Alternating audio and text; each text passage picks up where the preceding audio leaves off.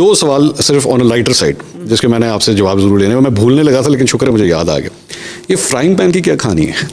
ये एक्चुअली सच है, कहानी नहीं है। अच्छा, एक्चुअली सच है कि फ्राइंग पैन से आप कपड़े सी करती थी। और मुझे ये पता नहीं था पहले मंसूर, लोगों ने इसको मजाक समझा, लेकिन ये मजाक नहीं था। आप सोचो कि हमारे साथ वो हुआ है। कर दे किस तरह से, मैं बताती हूँ।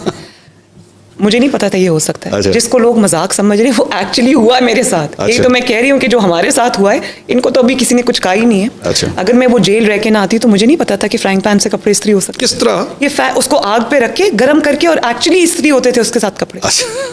और ये मैं नहीं करती थी, वहां पे जितनी खवातीन थी, अबाउट 180 खवातीन थी वहां से टोटका सीखा आपने? वहां से सीखा। अच्छा, उन्होंने सिखाया मुझे। अच्छा, हाँ, और उन्होंने क्या सिखाया मुझे। वैसे जेल से और क्या सीखा? बहुत कुछ सीखा मैंने, बाथरूम साफ करने सीखे। और मैं आपको ये भी बताऊं, जब नैब में थी ना और कोट लखपत में थी, जब मैं गई थी तो बहुत बुरा हाल था। अच्छा। जब मैं वापस आई तो मैं उनके पूरे बाथरूम चमक रहे थे, मैं उनको स्क्वीकी क्लीन छोड़ के आई थी। अच्छा। Every day I used to do that. और बहुत कुछ मैंने पकाना सीखा। मेरे पास एक चूल्हा था छोटा सा। क्या क्या पकाना सीखा? बहुत कुछ सीखा मैंने। रोटी बनानी सीखी और चीज़ें बनानी सीखी जो वहाँ की लोकल खवातीन को आती थी। इमरान खान साहब के बारे में कहते हैं कि वो तो जेल एक दफ़ा जा चुके हैं, आप भी जेल जा चुकी हैं। कब जेल जा गए हो? वो गए हुए एक दफ़ा, चंद दिनों के लिए गए हुए। मेरा नहीं ख्याल। अच्छा, आपका नहीं ख्याल? हमने तो दीवार फलांगते हुए की तस्वीरें देखी। एक और चीज़ के ऊपर आपको बहुत ट्रोल किया गया, वो हिस्ट्री और फिक्शन के चक्कर में, कि जी आपने मुझे कहा जी मुझे हिस्ट्री बहुत पसंद है लेकिन फिक्शन में आपको पता है वो एक ऑनर है। अच्छा। और क्योंकि मैंने इंग्लिश लिटरेचर में मास्टर्स किया हुआ है, अब मैं क्या, अब जिसको नहीं पता अब उसको मैं क्या समझा सकती हूँ। अच्छा। बात ये कि मैं आपको एक एग्जांपल देती हूँ। जो कोई नॉवल हिस्ट्री के बैकड्रॉप में लिखा गया है, जैसे अ टेल ऑफ टू सिटीज़ है, वो जो फ्रेंच रेवोल्यूशन की जो पूरी हिस्ट्री है वो उसके बैकग्राउंड में चल रही है। अच्छा। मैं उस यॉनर की बात कर रही हूँ। अच्छा अच्छा अच्छा अच्छा, मतलब जो बेसिकली हो फिक्शन ही लेकिन हिस्टोरिकल कॉन्टेक्स्ट में लिखा है। कॉन्टेक्स्ट हिस्टोरिकल होता है। अच्छा। उसके उसमें वो चल रही होती है। तो मैं बहुत इंटरेस्ट से वो पढ़ती हूँ। उसकी वजह ये है कि जब आप एक कहानी पढ़ते हैं, उसके पीछे एक कॉन्टेक्स्ट जो है वो हिस्टोरिकल होता है, तो उसमें फिर आपको वो चीज़ें याद रह जाती हैं। अच्छा। भूलती नहीं है, वो वाकयात आपको याद रह जाते हैं। ये अभी आपने इंग्लिश लिटरेचर की आपने बात की, डॉक्टर यास्मीन राशिद साहिबा जो हैं वो एक इल्ज़ाम आपके ऊपर लगाती हैं कि जी आप मेडिकल कॉलेज में एडमिशन लेना चाह रही थी लेकिन आपका एडमिशन नहीं हुआ था। ये हकीकत है? नहीं, बिल्कुल ऐसा नहीं। मेरा एडमिशन तो हो गया था। अच्छा। और फिर मेरी शादी हो गई। अच्छा। तो मेरा हमेशा से जो इंटरेस्ट था वो इंग्लिश लिटरेचर में था। मेरी जो ग्रेजुएशन मैंने की थी वो भी इंग्लिश लिटरेचर में की थी। अच्छा। क्योंकि मैं कॉन्वेंट ऑफ जीजन मेरी से मैं पढ़ी थी, तो उसमें इंग्लिश लिटरेचर के ऊपर खुसूसी तवज्जो देते थे। तो मेरा हमेशा से शौक था कि मैं उसमें मास्टर्स करूं। आपने जो लास्ट एक इंटरव्यू मुझे दिया था ना, उसके अंदर मैंने आपसे एक सवाल किया था कि अब आपके एसेट्स की वर्थ कितनी है, तो उस वक्त आपने मुझे बताया था 90 करोड़ से 1 अरब। अब कितनी है? अभी मैं पेपर्स जमा करा रही हूँ, जो फिगर है वो आ जाएगा। अब मैं इसको ना वो दूसरे कॉन्सेप्ट में लूँ तो आपको पता ही नहीं आपके पास दौलत कितनी है। नहीं, ऐसा नहीं, ऐसा नहीं। कोई तो आइडिया होगा? ऐसा नहीं है, बिल्कुल ऐसा नहीं है। सिर्फ ये है कि जो ये एक टेक्निकल चीज़ होती है, इसके अंदर जितनी भी नई एडिशंस हुई होंगी तो वो जब सामने आएंगी, मैं कोई इसलिए ये बात नहीं करना चाहती कि जब तक मेरे सामने business office facts and figures नहीं रखता मैं उस पर कोई स्टेटमेंट नहीं। कम हो गए कि बढ़ गए ये भी नहीं पता? ये भी नहीं पता, ये भी नहीं आइडिया। आजकल सोर्स ऑफ इनकम क्या है वैसे आपका? मेरा सोर्स ऑफ इनकम माशाल्लाह फैमिली का बिजनेस है, जिसमें हर फैमिली का मेंबर जो है वो इक्वल हिस्सा। You are also one of them? I am also one of them. आखिरी, सॉरी मैं बार बार आपसे आखिरी सवाल कर रहा हूँ लेकिन ये बड़ा इंपॉर्टेंट सवाल है।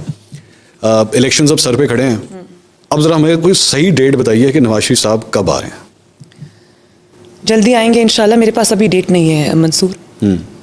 मैं कोई डेट इसलिए भी नहीं दे सकती कि जब तक डेट फाइनलाइज नहीं होती मैं आपको डेट नहीं दे सकती, लेकिन वो इंशाल्लाह 1.5 मंथ मेरे ख्याल में। क्या हम 45 दिन दूर है मेरे ख्याल में इलेक्शन से। We still don't know Nawaz Sharif साहब कब वापस आएंगे। नहीं, वो जल्दी आएंगे वापस। वो अपने आने की पूरी की तैयारी हो रही है, आएंगे इंशाल्लाह। 3.5 साल इमरान खान साहब का जो दौर था ना, बतौर सहाफ़ी हम लोगों ने एक मुश्किल टाइम देखा। लोगों को नौकरियों से निकाला गया, सेंसर किया गया, प्रोग्राम्स ऑफ एयर कर दिए गए, सब कुछ हुआ।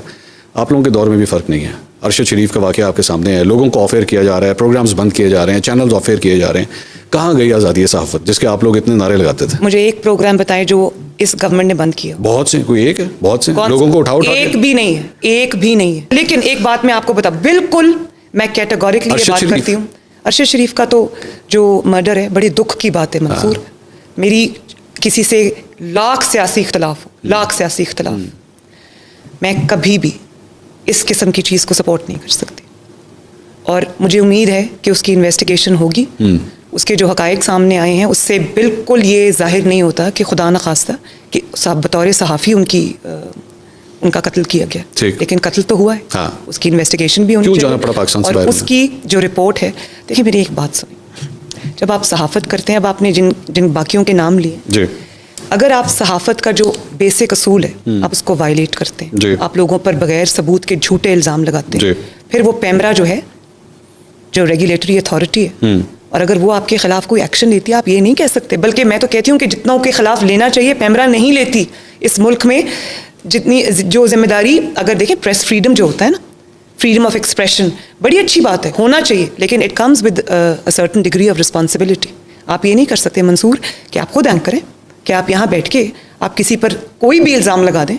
अब आप ये देखिए, मेरे पे इल्ज़ाम लगा कि मैंने तोशा खाना से घड़ी ली, गलत था वो, तो क्या उसकी करें? अगर उसके खिलाफ पैमरा कोई एक्शन लेके तो आप कहेंगे कि गवर्नमेंट विक्टिमाइज करती है। नॉट एट ऑल, कानूनी तरीके से चले, लेकिन यहाँ तो पे खुद ये कहती हूँ, एंकरों को उठा के जमील फारूकी को उठाया गया, जमील फारूकी को उठाया गया और उसे नंगा करके मारा गया उसे। I am sorry to use this word in front of a woman, I am really ashamed of that, but ये किया गया, दिस हैज हैपेंड।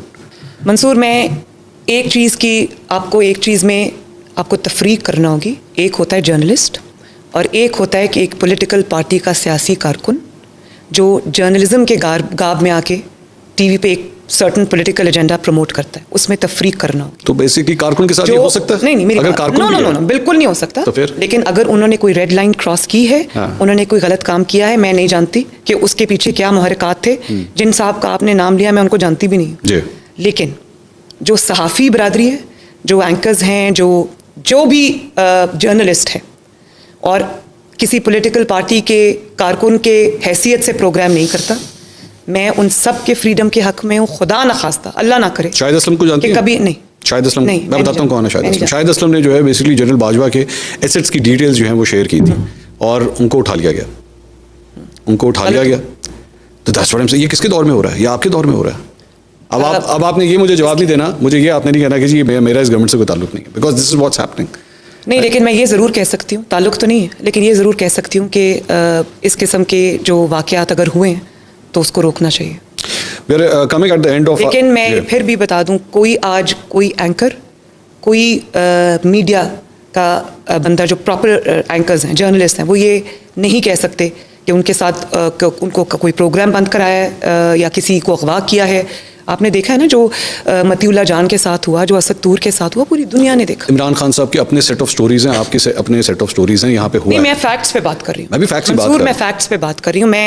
मुझे इतना पता है कि I am not government spokes person, लेकिन मैं ये जानती हूँ कि एक भी जो जर्नलिस्ट है उसके खिलाफ इस गवर्नमेंट ने कोई एक्शन नहीं लिया, कुछ नहीं, ना कोई प्रोग्राम बंद हुआ, ना FIA आपके अंडर आती है, राना सनाउल्लाह साहब के अंडर आती है, शाहिद असलम को FIA ने उठाया है। This is happening under your government.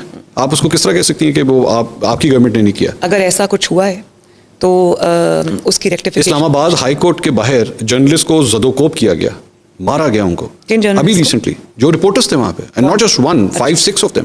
और वो किसने मारा? पुलिस वालों ने। अच्छा, क्यों मारा? बस वो रिपोर्टिंग कर रहे थे। ये उस वक्त की बात है जब इमरान खान साहब कोर्ट में आ रहे थे, तो ये वहां खड़े होकर रिपोर्टिंग कर रहे थे और इनको जदोकोप करके इस्लामाबाद हाईकोर्ट की हदूद से बाहर निकाल दिया गया। अब ये दर की ठोकरें खा रहे हैं कि हम अपना केस जो है वो फाइल करना चाह रहे हैं और आपकी गवर्नमेंट उस केस को फाइल नहीं कर रही। नहीं, ऐसा नहीं है। मेरा नहीं ख्याल कि हर जगह जर्नलिस्ट खड़े होते हैं, हुकूमत कहाँ जाके मारती है उनको, पुलिस कहाँ जाके आप इस इंटरव्यू के बाद राना सनाउल्लाह साहब को एक कॉल कीजिएगा। मैं जरूर चेक करूंगी। हाँ, ये पता कीजिएगा, दिस हैज हैपेंड। लेकिन ये नहीं होना चाहिए। नून लीग के ऊपर एक इल्ज़ाम जो उनके मुखालिफिन लगाते हैं, खासतौर पर पाकिस्तान तहरीक इंसाफ, वो ये है कि मोहतरमा बेनज़ीर भुट्टो की तस्वीरें हेलीकॉप्टर से जो है वो फेंकी गई, जहाज़ों से ऊपर से जो है वो लोगों के दरमियान फेंकी गई।